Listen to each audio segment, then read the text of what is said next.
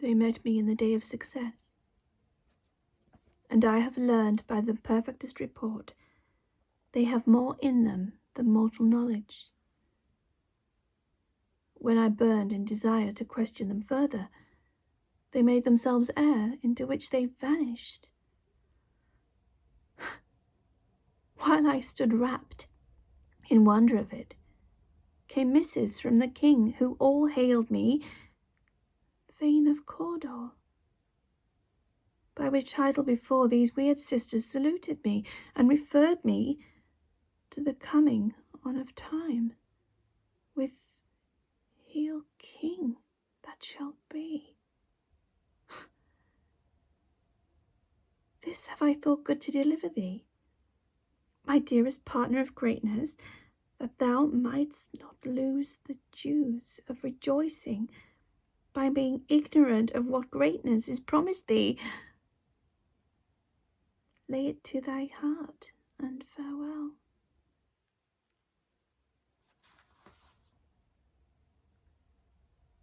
Clams thou art, and Cawdor, and shall be what thou art promised. Yet I do fear thy nature is too full of the milk of human kindness to catch the nearest way. Thou wouldst be great. Thou art not without ambition, but without the illness should attend it. What thou wouldst highly, that wouldst thou wholly, wouldst not play false, and yet wouldst wrongly win. Thou wouldst have great glams, that which cries, thus thou must do, if thou have it, and that which rather thou dost fear to do, than wishest should be undone. Hie thee hither, that I may pour my spirits in thine ear, and chastise with the valour of my tongue all that impedes thee from the golden round,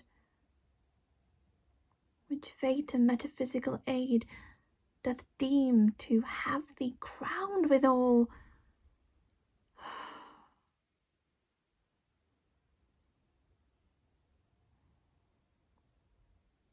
The raven himself is hoarse, that croaks the fatal entrance of Duncan under my battlements.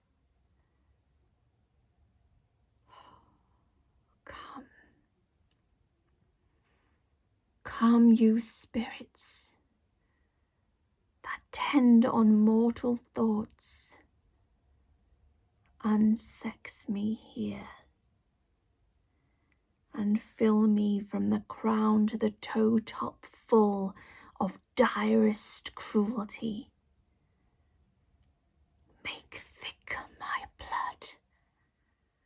Stop up the access and passage to remorse, that no compunctious visitings of nature shake my fell purpose, nor keep peace between the effect and it.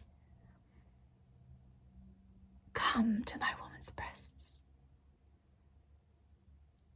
Take my milk for gall, you murdering ministers.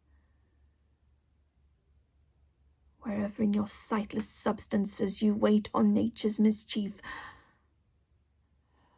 come, thick night, and pull thee in the dunnest smoke of hell, that my keen knife see not the wound it makes, nor heaven peep through the blanket of the dark to cry, hold, hold!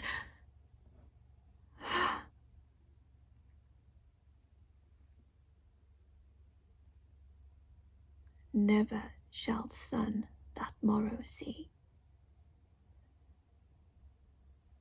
Your face, my Thane, is as a book, where men may read strange matters to beguile the time. Look like the time, bear welcome in your eye, your hand, your tongue. look like the innocent flower, but be the serpent under it. He that's coming must be provided for, and you shall put this night's great business into my dispatch, which shall to our nights and days to come give solely sovereign sway and masterdom.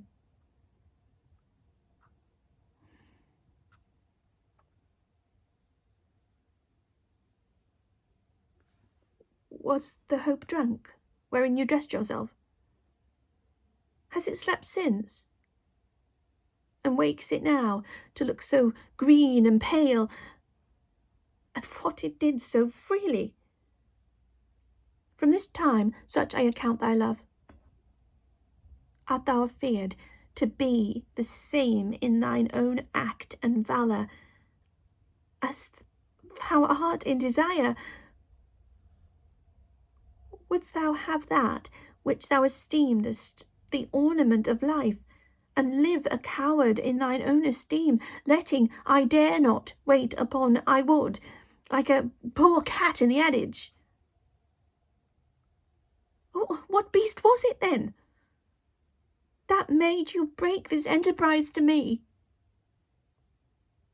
When you dared do it, then you were a man. And to be more than what you were, you would be so much more than a man. Nor time nor place did then adhere, and yet you would make both. They have made themselves, and that their fitness now does unmake you. I have given suck, and know how tender it is to love the babe that milks me. I would, while it was smiling in my face, have plucked my nipple from its boneless gums and dashed the brains out, had I so sworn as you have done to this. We fail. But screw your courage to the sticking place, and we'll not fail. When Duncan is asleep, whereto the rather shall his day's hard journey soundly invite him. His 2 chamberlains will I with wine and wassail so convince that memory, the warder of the brain, shall be a fume, and the receipt of reason a limebeck only. When in swinish sleep their drenched natures lie as in a death, what cannot you and I perform upon that unguarded Duncan? What not put upon his spongy officers, who shall bear the guilt of our great quell? That which hath made them drunk hath made me bold. What hath quenched them hath given me fire. Hark! Peace. It was the owl that shrieked, the fatal bellman, which gives the sternest good night. He is about it. The doors are open, and the surfeited grooms do mock their charge with snores. I have drunk their possets, that death and nature do contend about them, whether they live or die. Alack, I am afraid they have awaked, and 'tis not done. The attempt and not the deed confounds us. Hark! I laid the daggers ready. He could not miss them. Had he not resembled my father as he slept, I had done it.